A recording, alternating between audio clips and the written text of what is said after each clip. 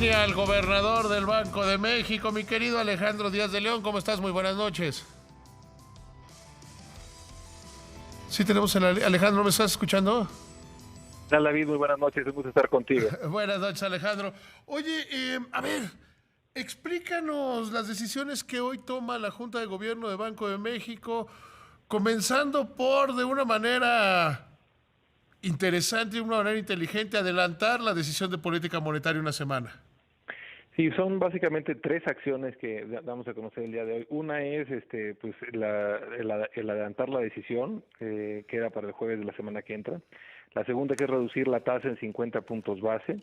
Y la tercera, que yo creo que es muy importante y tiene mucho que ver inclusive con el haber adelantado la decisión, es el presentar estas medidas adicionales para fortalecer la liquidez tanto en moneda nacional como en moneda extranjera y propiciar un mejor funcionamiento en los mercados financieros.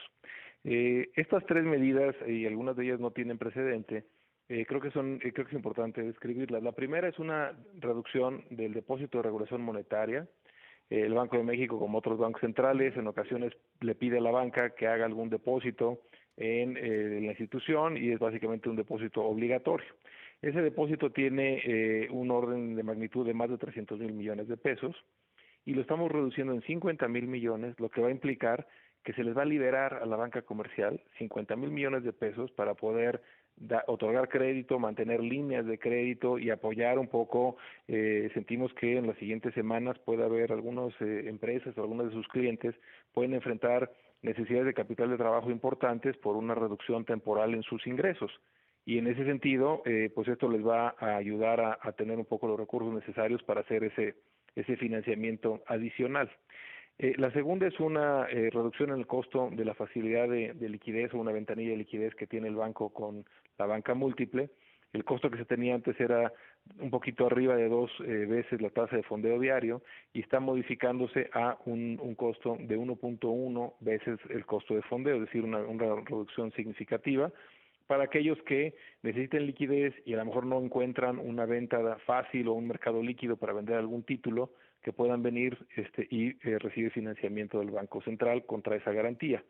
El tercero es una subasta de crédito de dólares que está ligada a lo que se anunció el día de ayer, que es que la Reserva Federal está poniendo una línea de swaps con el Banco de México hasta por 60,000 millones de dólares para proveer liquidez en el mercado con las contrapartes mexicanas, con los bancos mexicanos en moneda extranjera.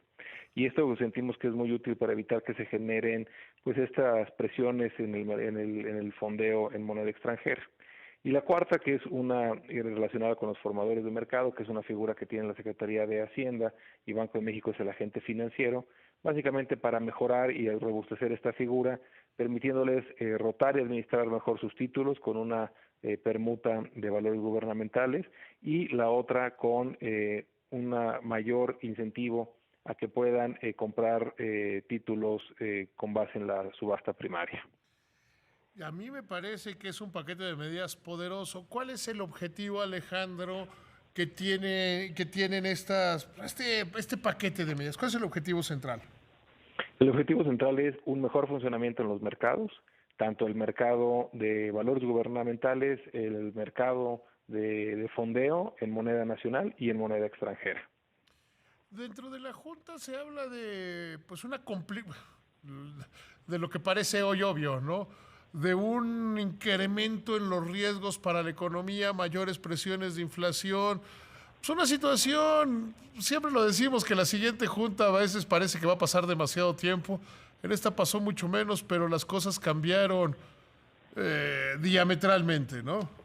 Sí, en 4 semanas cambió de manera dramática el contexto global y nacional. Estamos enfrentando un riesgo de una escala sin precedente.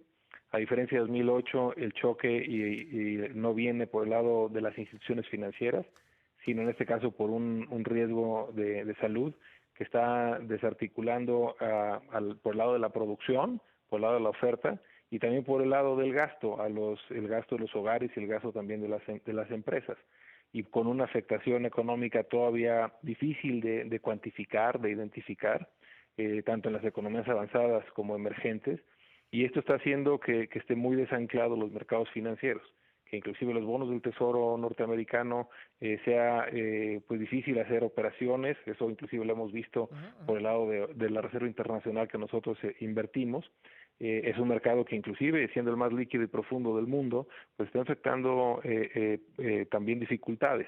Entonces, creo que en un entorno como este, y viendo estos riesgos tanto a la actividad, a los mercados y también en relación a la inflación, consideramos que era oportuno, si bien adelantar la decisión de política monetaria y también acompañarla con estas medidas adicionales.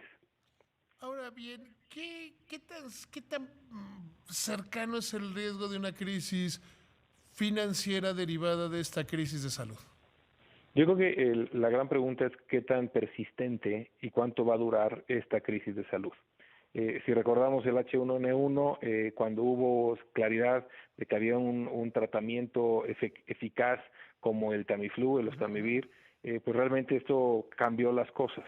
En este contexto, si hubiera alguna claridad por el lado del tratamiento o por el lado de alguna posible vacuna, etcétera, algún avance en la parte médica y de tratamiento, yo creo que podría ayudar a cambiar un poco la dinámica en los mercados.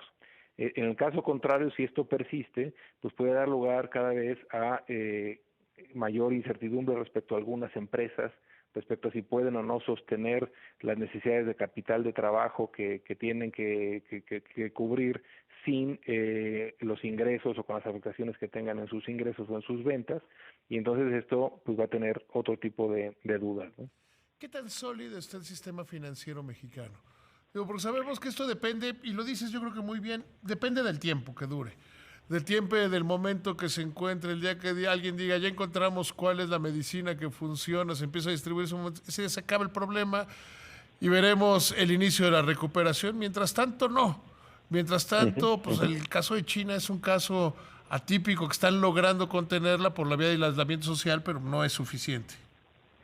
Sí, yo creo que este choque es muy significativo, y en cuanto a cómo está el sistema financiero mexicano, yo diría que este choque toma al sistema financiero en una situación de capital de suficiencia, de solidez, en las pruebas pues que se hacen regularmente a los intermediarios financieros, las llamadas pruebas de estrés. Pues la verdad es que hemos encontrado que hay resiliencia y hay capacidad de resistir, pero pues obviamente todo depende de la profundidad del choque.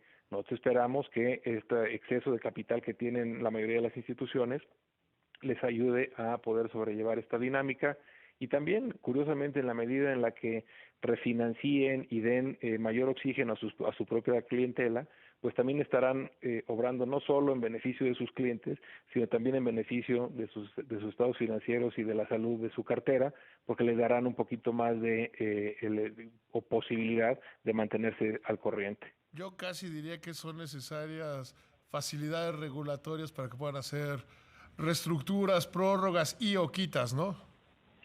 Ha habido algunos antecedentes en el caso de desastres naturales, obviamente de una cosa mucho más focalizada en la dirección que tú apuntas. Eso cae un poco más en la esfera de la Comisión Nacional Bancaria y de Sí, Valores. sí, sí, Eh, pero creo que es una parte que sería complementaria, ¿no? es un elemento, yo creo que muy claro, y yo creo que puede haber más que razones fundadas para evaluarlo con seriedad. Debemos estar ciertos que la Junta de Gobierno se mantendrá vigilante, se mantendrá expectante y se mantendrá con algo que ha funcionado muy bien, perfectamente coordinada con la Secretaría de Hacienda. Ha habido muy buena comunicación con la Secretaría. Muchas de las acciones que se dieron a conocer el día de hoy también requieren de la coordinación de la Secretaría de Hacienda. Una depende de la Comisión de Cambios y otra es realmente una figura de Hacienda, y nosotros somos el agente financiero. Así que yo creo que eso pues ayuda al que estemos tan coordinados y con una, yo diría que con un monitoreo continuo de las condiciones. Hay gente que cuando ve las decisiones de la Comisión de Cambios espera que el peso se recupere, que se aprecie, que no es necesariamente el fin, pero ¿tú qué les dirías, Alejandro? No, que realmente el peso es una moneda global, muy profunda, muy líquida. Es un mercado que tiene su propio proceso de descubrimiento de precios. Lo que nosotros buscamos hacer con estas operaciones es tratar de que en los momentos en los cuales pueda haber menor profundidad y con una monto pequeño se puede afectar mucho el precio, en ese momento pues tratar de proveer un poco más de liquidez para anclar y un poquito que sea un mejor el proceso de descubrimiento de precios, pero no es y no podría ser ni alcanzable y tampoco es deseable el querer tener algún nivel o algún umbral sobre el cual la moneda no pudiera ajustarse. El tipo de cambio se ajusta al choque y se ajusta a cuál es la demanda de algunos inversionistas por ajustar su portafolio. Y el propio ajuste en el tipo de cambio también encarece la propia salida de quien quiere salir de una posición. Es la manera natural como los mercados, por así decirlo, piden un descuento a quien quiere deshacer una posición en una situación de aversión al riesgo. Muchísimas Imagen gracias. Buenas Radio. noches.